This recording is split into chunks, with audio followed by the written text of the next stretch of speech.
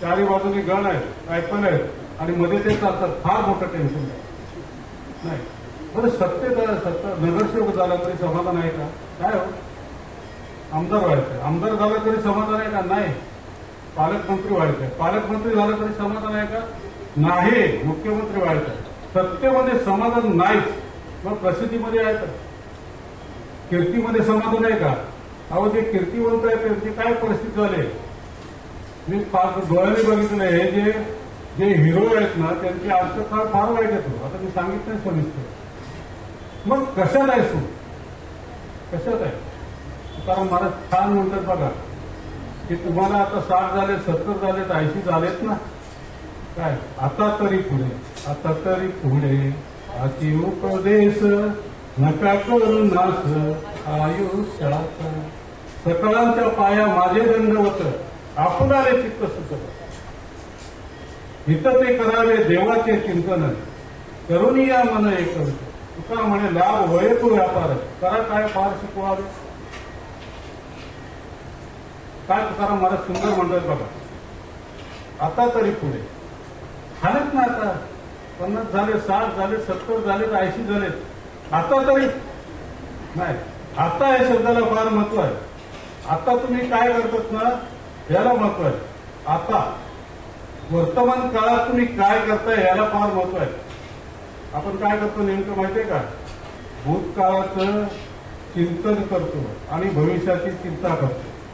म्हणून 60 झाले, 70 झाले, 80 झाले, आपल्या आयुष्याचा नाश करू नका. मग काय करायला? तुकाराम महाराज पायाकडून सांगतात, सकाळच्या पाया माझे दंडवत आपुलाले चित्त शुद्ध करा. दुसरं काय सांगत नाही. फक्त तुमचं अंतःकरण शुद्ध करा. चित्त सांगतात, दुसरं काय नाही. शुद्ध करा म्हणजे नेमकं काय? जे आपला कचरा आहे तो काढून टाका ना. मूर्ती बघा कशी, मूर्ती जी दळवी साहेबांनी सांगितलं आहे उदाहरण, मूर्तीचं दगड असतो आणि नको असलेला भाग काढून टाकतात आणि छानशी मूर्ती तयार होते. तिने हातवड्याचे घाव घालून मूर्ती तयार होते. तसंच आपल्या अंतःकरणामध्ये जो कचरा आहे तो कचरा काढून टाका ना. बस तुमचं अंतःकरण शुद्ध झालंय. काय त्याला औषध घेण्याची, गोळ्या घेण्याची गरजच नाही. काय गरज नाही. हित ते करावे देवाचे चिंतन. कशामध्ये हित आहे? आपलं हित कशात आहे हे माणसाने ओळखलं पाहिजे. काय कशात आहे? देवाच्या चिंतनामध्ये हित आहे. देवाचं चिंतन करा.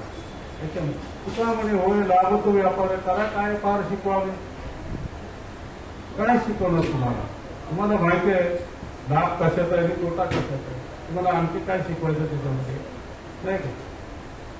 आता तुम्ही म्हणाल याच्यामध्ये की नामस्मरण, आपल्या नामस्मरण जे करण्याने तुमचं चित्त शुद्ध होईल. नामस्मरण करण्याने तुमचं चित्त शुद्ध होईल. त्यामुळे प्रत्येकाने नामस्मरण करणं फार गरजेचं आहे. सवाल झालं तर त्या देवासाठी तुम्ही धावाधाव करत आहे. तो देव दुसरीकडे फुटत नाही. खाईच बसून आता चंद्रपूर महाराजांची खाईच बैसोनी करा एकत्र आवडी आनंद आला. तुमचा जो आवडीचा आहे, जो अंतःकरणामध्ये माणूस काय म्हणतो माहिती आहे? मी सगळं करतो, मी सगळं करतो. काय करतो बाबा? तुझ्या आतमध्ये जर नसेल तर तू केलं असतंच नाही. हा अहंकार आहे माणसाचा. मी सगळं करतो, मी कुटुंब चालवतो, हे चालवतो, मी ते चालवतो. तुझ्या आतमध्ये चैतन्य शक्ती आहे म्हणून तू चालवतोस, नाहीतर काय चालवशील का?